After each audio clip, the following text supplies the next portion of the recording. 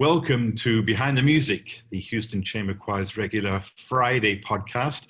I'm Flynn, and this week, very special members of the choir are here with us. We have Kammi Estelle and Kelli Lawless. And I should point out that Kammi is in the red and Kelli is the other one. And I say special members of the choir because you are in fact twins. Yes, we are. Which of you is the older? I am older by 2 minutes. Oh, really? Mm-hmm. Yes.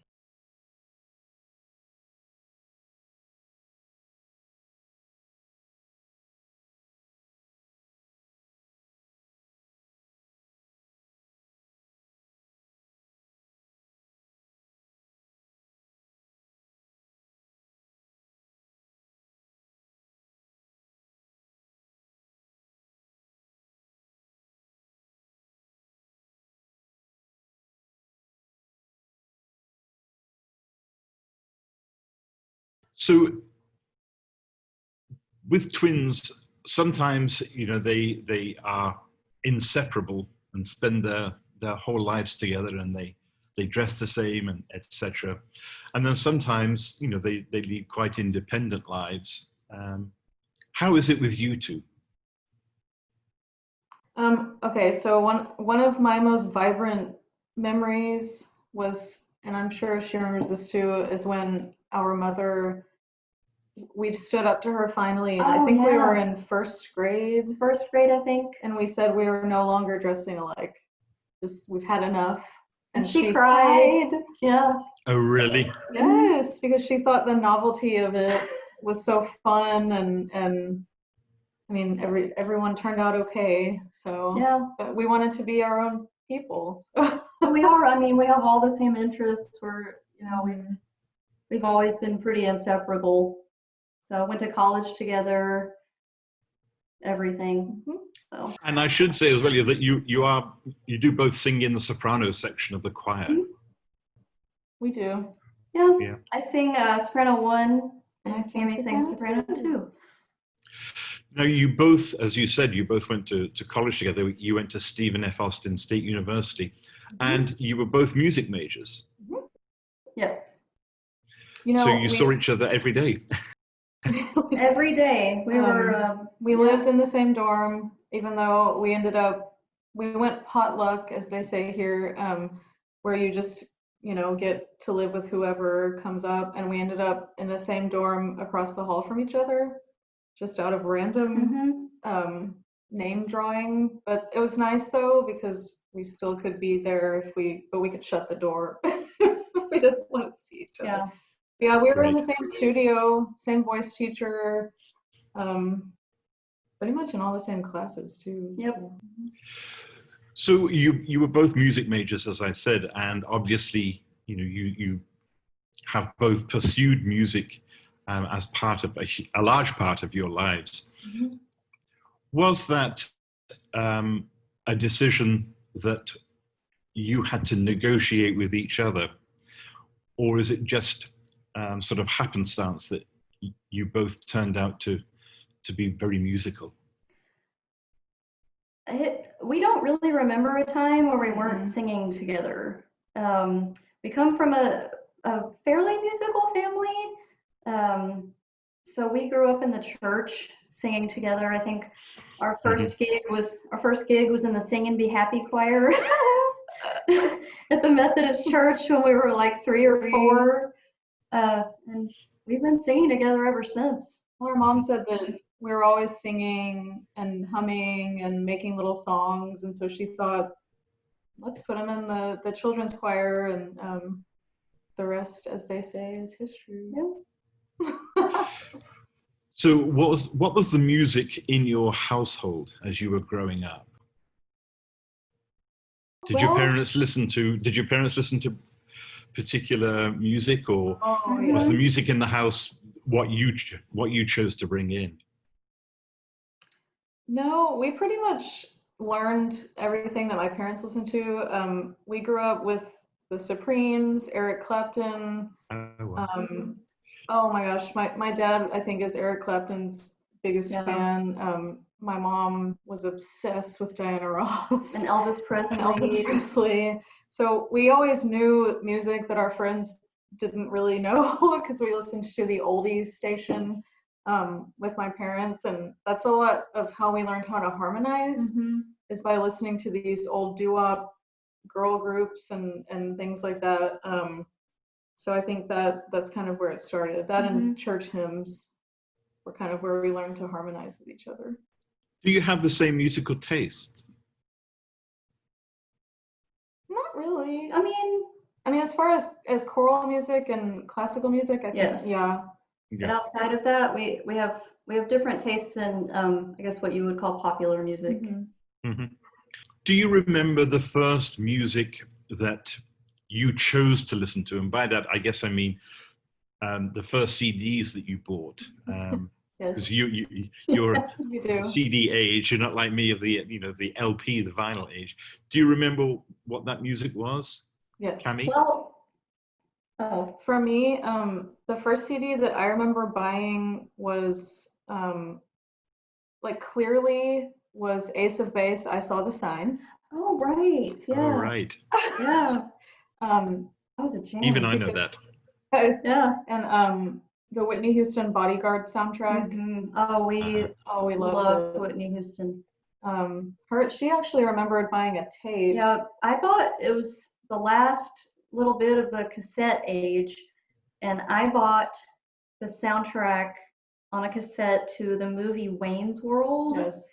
Because it had the song. Oh, really? It had Dreamweaver on it. You know that old song Dreamweaver. Dreamweaver.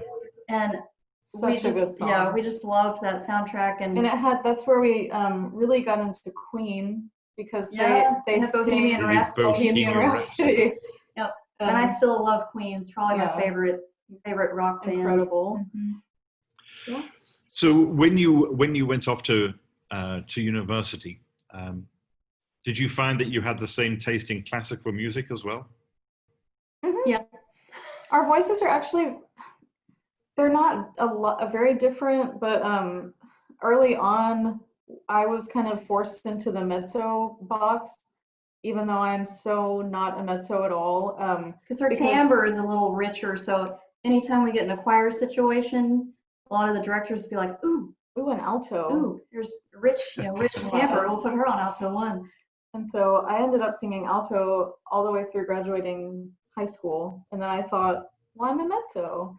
And so slowly my voice teacher got that taken care of. And she's like, no, you're very much a lyric soprano. You just have a heavier tone. And with Kelli's voice, it was just very obvious. She's a coloratura soprano. So her roles were very different from my roles. And that way we weren't fighting for things that we'd have to compete, So like in the all-state process in high school, I sang alto, she sang soprano, and that way our teachers weren't having to deal with us being competitive with each other as much. Yeah, we started in middle school when you first start competing for things like region choir.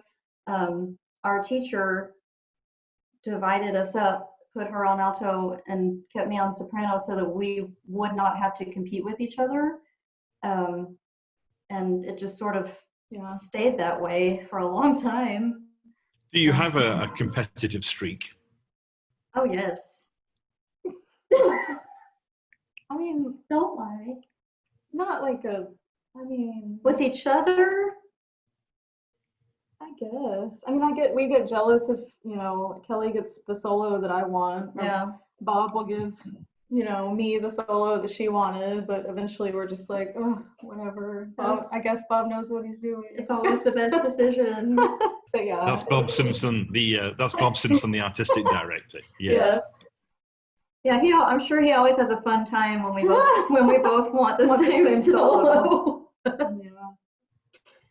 But it all works out. I think for those who are not trained singers, I think it's sometimes a revelation to learn that people start with one voice type, and then as they are learning, as they're training, they gravitate toward another voice type.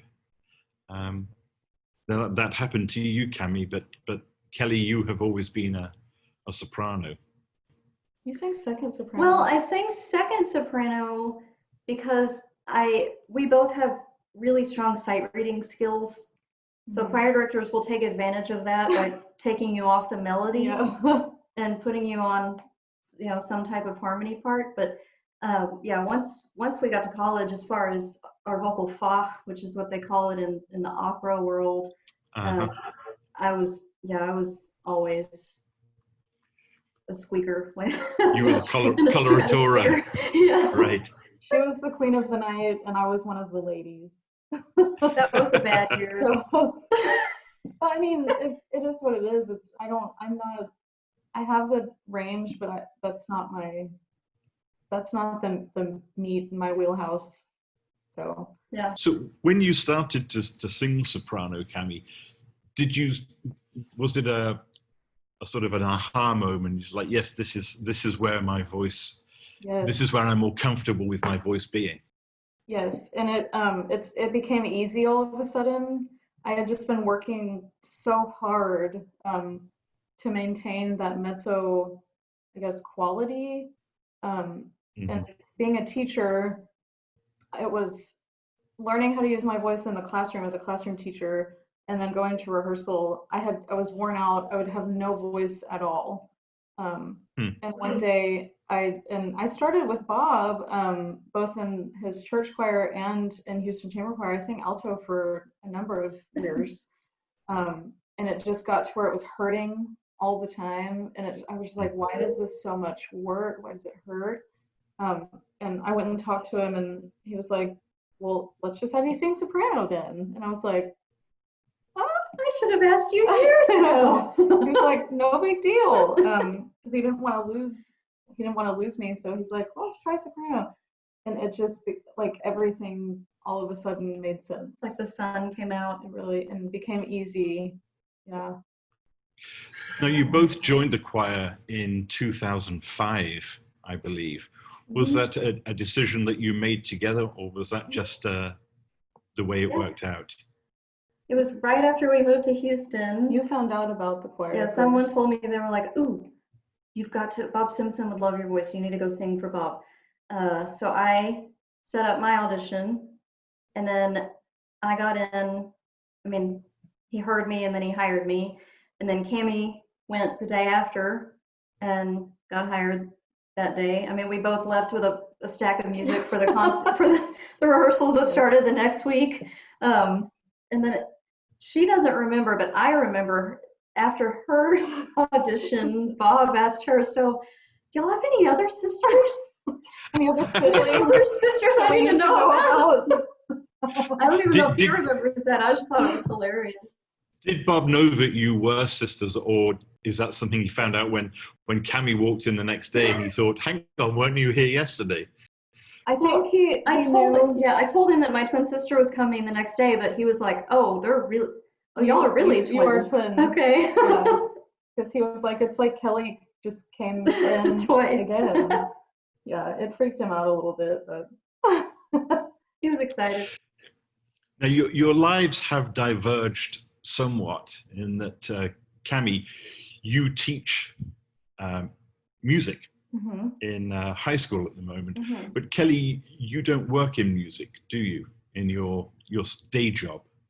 My day job, I don't, but I have other jobs that constantly go on at the same time that are all music. My day job is I'm the director of facilities at the historic First Presbyterian Church here in Houston, which is an incredible job, and I like it because I get to use the other side of my brain, so it's very interesting. But yeah, so I just finished this actually, I guess 2 weeks ago. Since 2008, I sing the official soprano rehearsal tracks for the TMEA process, for the All-State Choir process. So Texas Music Educators Association.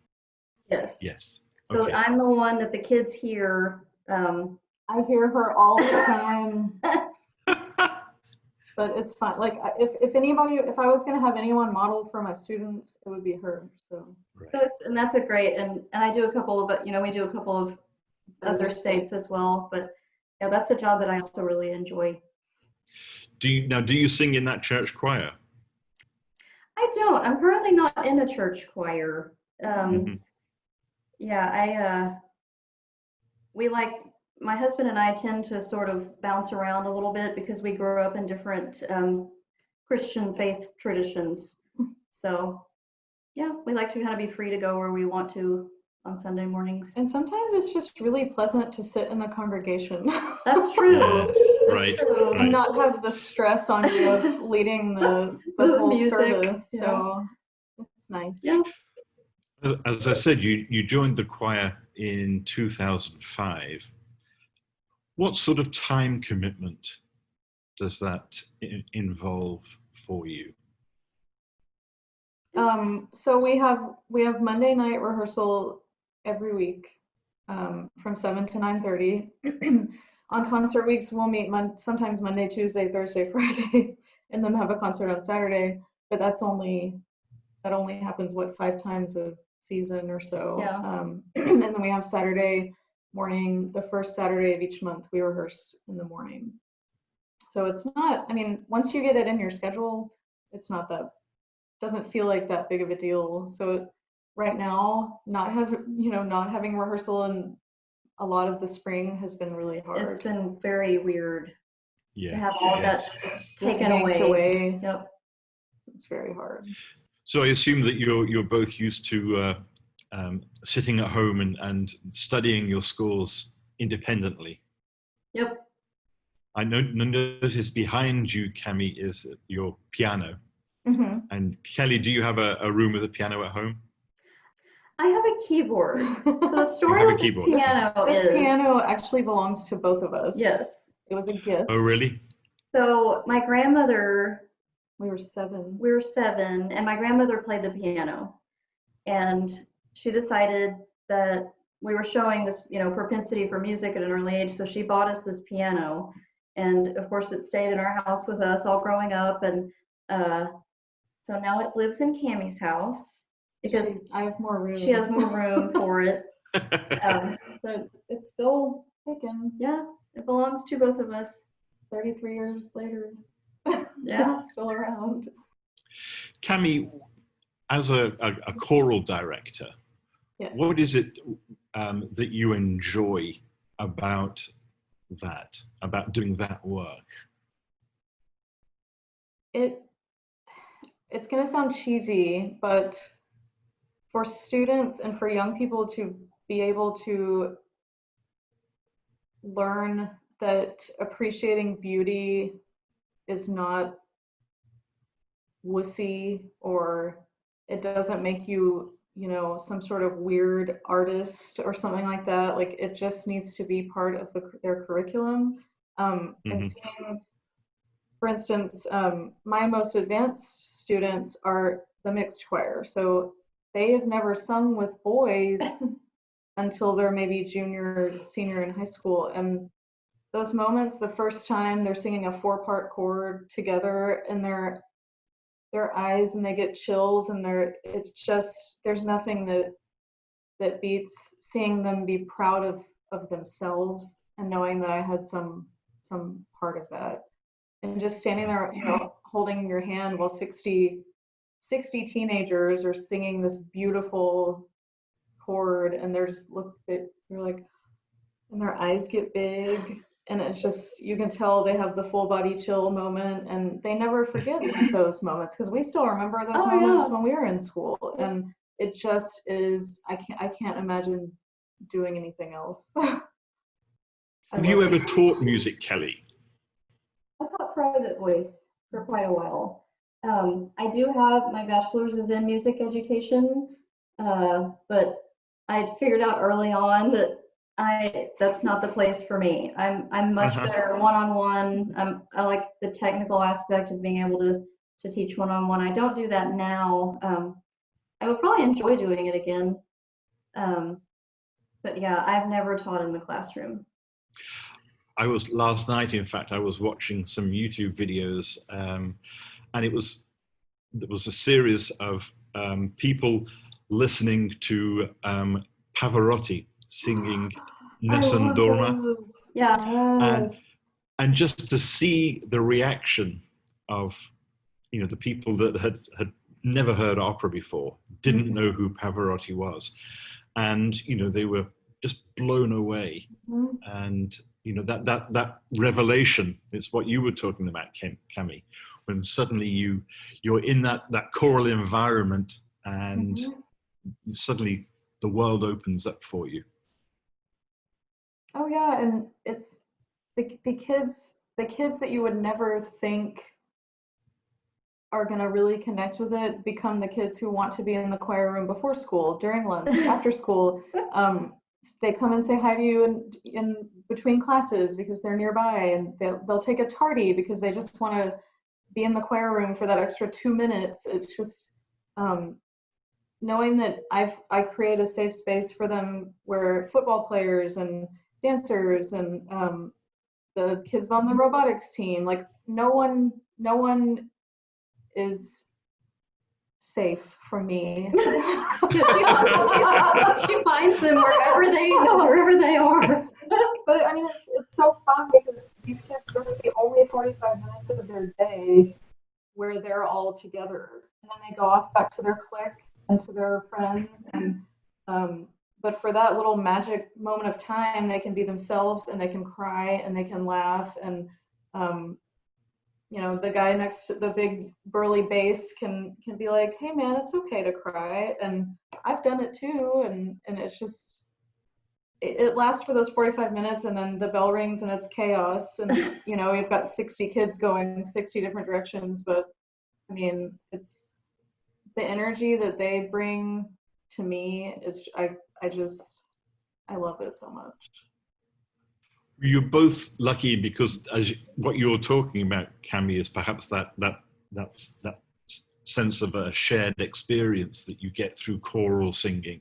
Oh, yes. And that is certainly something that you guys must get through being in the chamber choir. Yeah, I don't think we could do it without each other. I mean, that's half of the enjoyment of it for us, is being able to sing together. Just because it's something that we've always done. We've always been in a choir together.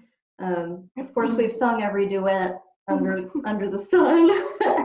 But yeah, being in a choir together is just it's just wonderful, and especially having your twin sister there. There's an extra layer of emotion, I think, involved, which is really, really neat. Well, and we have our longtime Houston Chamber Choir fans that they have made it a point to learn us apart. Oh yeah.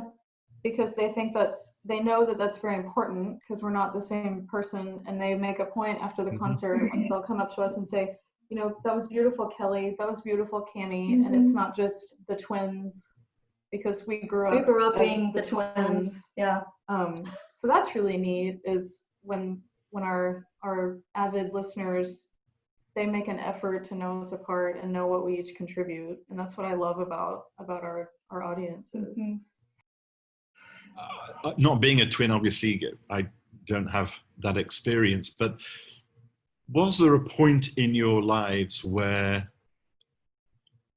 you sort of made a conscious decision that you wanted to be individuals, that you no longer wanted to be seen as the twins?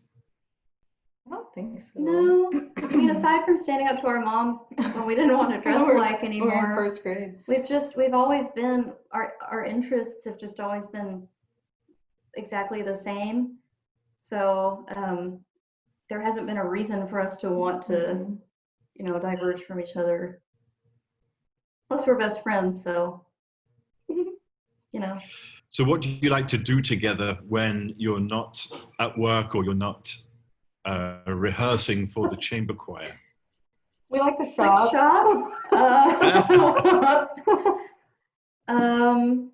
We used to do a lot of shopping together. We really though, we just kind of go into our own world. it makes people, it weirds people out. Yeah, even my husband, the first time it was just him and my sister and I hanging out. He was just like, y'all just forgot I was there. Y'all just kind of went into your own bubble, and that's how it's always been. It's So not like we don't mean to do it. Like, it's just we start, from when we were little. My mom said we had our own language in our crib. It's just always been this connection that before English, we would know what each other was cooing or in the crib. It doesn't really matter what we're doing. We just kind of enjoy being together, and we're pretty goofy. Not that we don't argue or act like sisters. I mean, that's happened over the years, and I think it's because we're so similar. The arguments that we've had is because we are so similar. Right, right. There's a dilemma there because you are two individuals, but at the same time you have that very special bond, and I guess you have to negotiate that whole situation from day to day. Well, it's fun. I think as kids it was fun just because you always had a friend at home, because we don't have any other siblings. So, but as an adult, you can find fun things. Like my students, they think that it's like they've seen a ghost. Like she'll come to a concert, and it's like they fangirl out on me. Well, and a lot of them, they know her voice, my sopranos, because they've studied her tracks with the All-State process, so it's almost like a celebrity sighting. But then they'll see her and they'll say, I saw your sister. I'm like, yeah, she exists. Yeah. She's here. And but they're like, y'all really look alike. And we're identical twins. But until they see us together, I think they just don't quite, get it. I don't know. They're funny. Well, and they want to take pictures with me. They do, selfies, and they're cute. So funny. It's cute. They're so funny. Yeah. Do you like the same sort of choral music? Yes. We always think if we had been born in the Renaissance, that would have been been boys, I guess. But, we both just adore straight tone, Renaissance, anything from that period is just our absolute favorite. Yes. So you like to sing a good madrigal.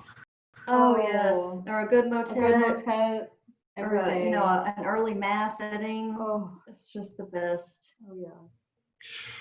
But what are you listening to, popular music-wise, at the moment? Kelly's got an interest in Chris Stapleton. Yeah, Chris Stapleton. Do you know who this guy is? No. Okay. No. So for a long time, you can stick him in the country genre, I guess. He's an incredible guitar player, and he's got this really sort of gruff-sounding voice. But for a long time in the industry in Nashville, he was a songwriter, and then he finally decided to go out on his own. And his wife sings with him, and she's wonderful as well. But I just felt the first time I heard his voice, I just fell in love with it. It's this raspy. I'm always attracted to voices that I'm like, I could never ever make my voice sound like that, and it might even hurt you to sing like that, but it's so phenomenal to me. Like Beth Hart is another really gritty blues singer, and I just love listening to her because it's so far out of anything I could ever be capable of. Right. Blues, I love blues, and my husband has gotten me interested in a lot of that type of music. He likes hard rock, which I appreciate, but I haven't quite gotten there yet. Right. Yeah. Well, I think if you start smoking and drinking bourbon, then maybe you'll get that rasp. Yeah. What about you, Kammi? I am obsessed with podcasts. I do. I like podcasts too. I like the fiction ones that it's like a new episode is a new piece of the story. Because I love to read, and for me, like when I take a walk every day, and I'll listen to an episode of one of my fiction podcasts. I don't So really listen these to are music. non-musical podcasts. Yeah, These like are non-musical. You're talking about like in the car. Yeah, or like Yeah. when I don't and I know a lot of choir teachers feel the same way. Like either you want silence because you've been singing and listening to music all day. So I either want silence or I want to hear NPR where someone's talking, or I want to listen to a podcast of someone talking. I'm the same way a lot of the time. It can be a lot. I listen to music at home, but in the car, yeah, I like sometimes I talking. just like silence or just podcasts. Right. Just the music is going on in your head. Yes. All the time. Well, and I imagine that you have to be able to get away from it. Yes. You have to, yeah. That's why I enjoy my job at First Pres. I just, it's like I said, it's using this other side of myself, and I think that's really good for me. So, Is your family surprised that you have that you're both doing the same thing? You're both singing in the chamber choir. No. No? No. We've been, I mean, this has been us since we were in elementary school. So I think my dad was surprised about being music majors, because that kind of scares a parent because they think you're not going to have any money and be poor for the rest of your life.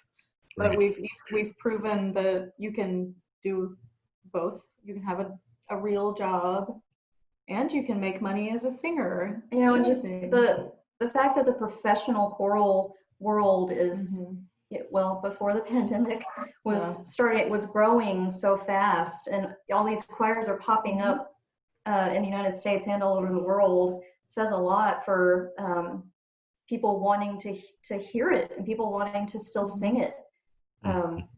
And the fact that we get that opportunity here in Houston is wonderful. There's a lot of choirs where they fly out and they'll get together for like 2 weeks or just like a festival season, but we get to be together all year with just a couple of months off in the summer. And I think people will comment on our sound being, well, they'll say things like smooth, and they don't really know how to describe like the homogeneous mix of what they're hearing, but it's because I know what every single person in the choir sounds like, and they know what we sound like, so it's easy to think, oh, I'm standing next to Josh Wilson today. I know his voice and he knows mine. We're gonna blend and let's do this. Yeah. That's really when you are singing in the choir, do you prefer to stand next to altos, tenors, or basses? Basses. Yeah. Really? Because they ground the chord usually. And I think for a soprano, it's so important because we can get off in our own little headspace. And it's so important to hear the one of the chord or whatever the basses are singing in particular. The five, yeah. Just to keep us grounded and keep us from sharping, because sometimes sopranos have a tendency to push a little sharp. When I was growing up, I sang in the school choir and the city choir as well. And I went from being a soprano one day, when my voice changed, I went to be a bass, and it was quite a change. Yes. And when I taught middle school, that happened. That happened a lot. I mean, with my boys, we wouldn't call it soprano, but I mean, they were tenor ones when they were in 7th grade, and they would come back after Christmas vacation and be like, "Oh, Miss Estelle, I need to talk to you." And I'm like, "Oh, my star tenor." Oh. But it's kind of it is part of it. Part of the fun is, you never know with your men's choir what's going to happen day to day. Now, when we were talking earlier before we started recording, you said that this is the first time that you've been together in several months. how have you filled that time? It's boring. Yeah. I mean, I had to finish my school year teaching choir on a computer, which was horrible for everyone involved, but we just had to make it work. And she had to take her work online as well. And yeah, I work from home most of the time. And we haven't really been together because we're in two different worlds and we don't know who's exposed. So we had to sort of virus. quarantine separately. Mm-hmm. But I mean, it's a lot of texting.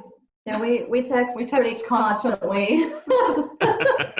Do you have to talk to each other on the phone every day? Mm-hmm. Yeah. Mm-hmm. Yes. Mm-hmm. Well, if we don't talk, well, I mean, we have these texts. We'll have a text thread and a Facebook Messenger thread going at the same time, Mm-hmm. and we just kind of jump from one to the other. Forth. And if we do call, it's just the calling is sort of the most boring part because we're just like, hey, what are you doing?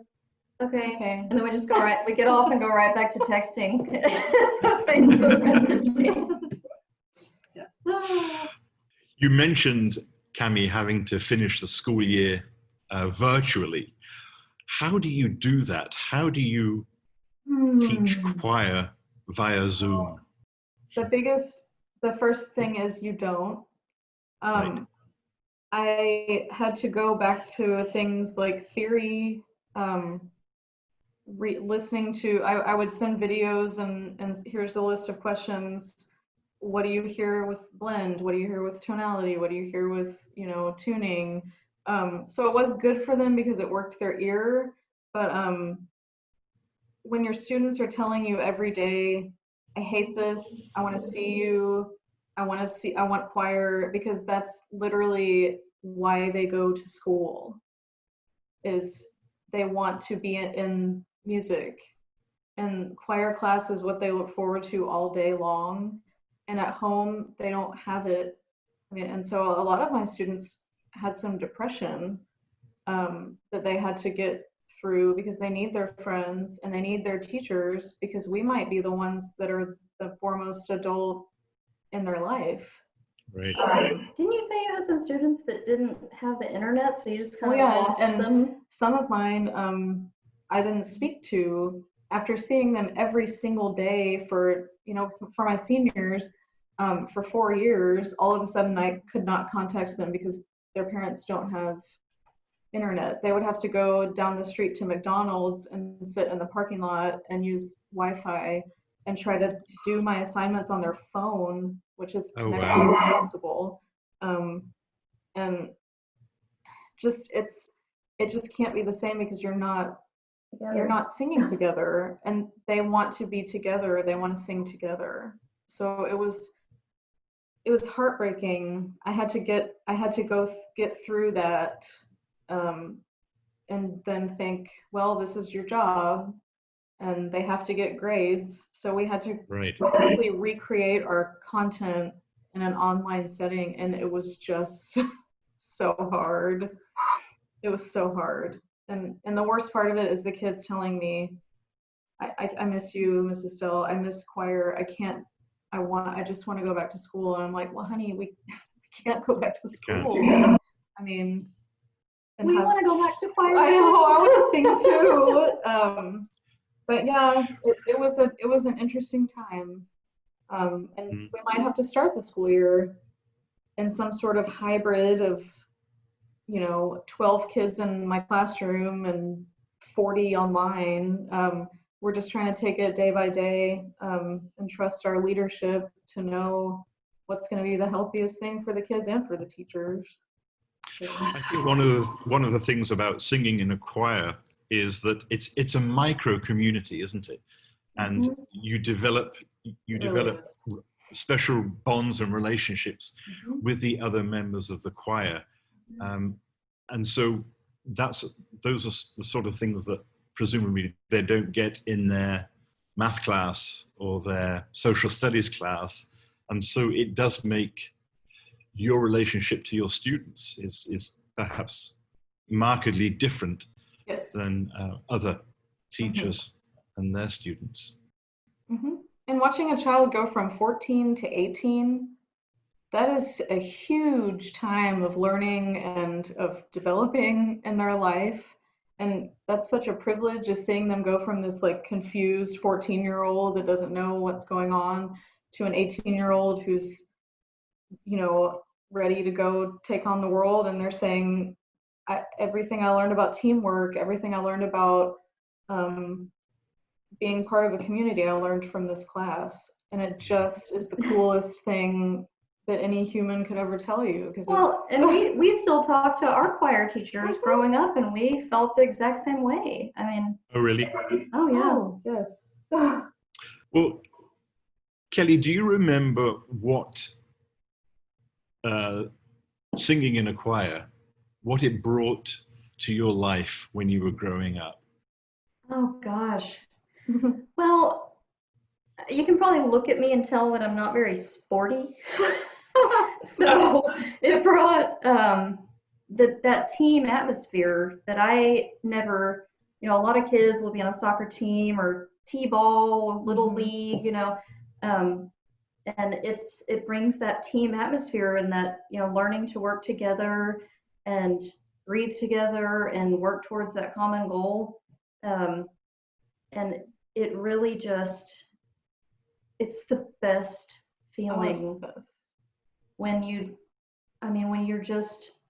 breathe together and the sound comes out and you hear the overtones and it kind of vibrates and you're like, oh, like, how can anything get better than this? This is, oh.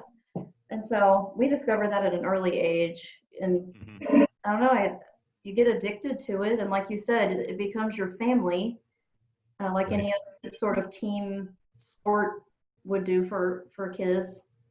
So, yeah. I'm going to ask you a difficult question, and I ask it for a reason, because I think it tells a lot about a person. What one piece of music would you want performed at your funeral?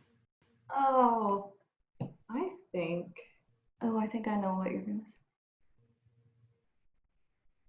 I love "Song for a Theme" That's what I was gonna say. by John Tavener. John Tavener. "Song for a Theme," there's something about it when you've got those basses just keeping that pedal tone, the drone the whole time, and then once it turns major. It goes from minor to major, and it's all of a sudden sounds like you're helping the spirit of this person ascend to heaven. Oh, it's just so gorgeous. So do we have the same answer? Probably. Well, you stole my answer. Or "The Road Home." So that would be your choice as well, Kelli. Oh, that's the first thing that just popped into my head. I mean, oh man, it's so beautiful. It's just. Of course, that was sung at the funeral of Princess Diana, wasn't it? Yep, it was. It was. And Tavener became, I don't know if he was born, but he became Orthodox. I don't know if it was Greek Orthodox or Russian Orthodox. Yeah. So, and within the Orthodox tradition, there is a tremendous choral tradition, isn't there? Oh, yes. Yep, because they don't have instruments, so it's all it's a cappella. Right. Yeah. And I think that's where that bass influence comes from, is having that bass drone. In those Orthodox cathedrals. Oh. And the like Russian choirs are so known for their those basses. So I guess it's the same song. Now the chamber choir doesn't just sing sort of traditional classical works. You do often branch out into to other repertoire as well. Is there a type of music, a type of repertoire that you particularly look forward to? Jazz or Broadway or what? I am not comfortable singing jazz. No, me neither. So I kind of feel silly when I'm doing that because I don't feel like I'm trained enough and I don't know enough about jazz to feel like I'm contributing in a helpful manner. Well, and it takes a definite different type of intelligence. Oh my gosh. To perform jazz well. Yeah. When we worked with Kim Nazarian, oh my gosh, I learned a lot in that week that she was here, but I'm like let me leave that to New York voices because I just can't even touch that genre. Yeah, she went around the circle and wanted everybody to scat, and she got to Kammi and I was like, nope. Who was this? I don't even know how to begin. Your voice went out just as you said the name of that woman. Who was the Kim Nazarian from New York Voices. She came and did a full week with us, and then we gave a concert, and oh man, she's a master. Yeah, it was wonderful. It was grueling and wonderful and really edifying in the end. We learned a lot. Well, I think Bob Simpson, our artistic director, he's so good at bringing in these masters of their craft and letting us learn from them, because he's like, you know what, this person has studied this their entire scholarly life. Let you learn from the best person out there in the field. Like when Paul Hilliard came and worked with us, and he was wonderful. But I think I look forward to when we do the Miller Outdoor Theater. Miller Outdoor Theater. Sometimes we do Age of Aquarius. Sometimes we do doo-wop. You just never know. It's fun because we get to let loose a little and just sing for the sake of entertaining and making people smile. And it's also fun at that concert, especially because almost every member gets to sing a solo. So people who don't normally, our audience gets to hear individual voices, and especially folks that really enjoy singing those styles can really shine. And there's been some moments where I'm like, well, I had no idea you could do that. Wow. So, yeah, those are the fun ones. It's neat learning. It's all fun, but yeah, those are what we call like the light ones where we don't have to work quite as hard. So are there still things that you want to do, you want to experience, you want to achieve in your singing life? As an individual or as a... Yes. Well, I think winning the Grammy was a pretty good one. Checking that off the bucket list. And I think, we owe that all to Bob for seeing, that we could be part of his choir so many years ago, and he's worked so hard for that. But that was like really the pinnacle of...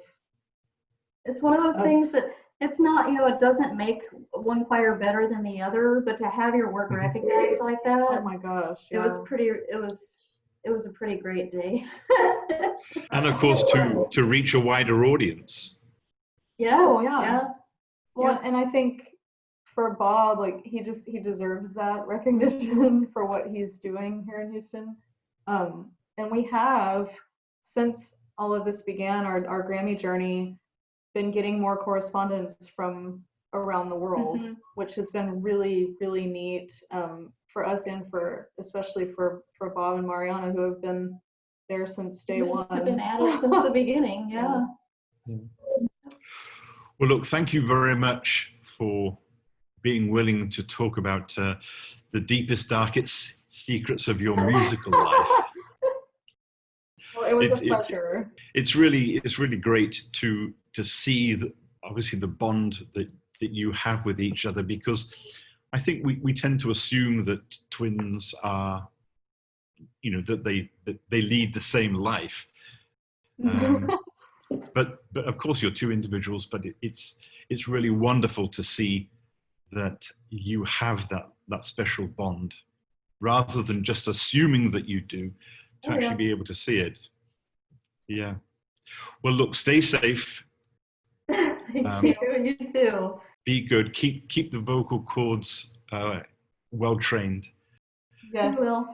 And we appreciate you taking the time. Thank you very much. Thank you. Thank you. We also want to say a very big thank you to all of the patrons and sponsors of the Houston Chamber Choir. And thank you for being with us.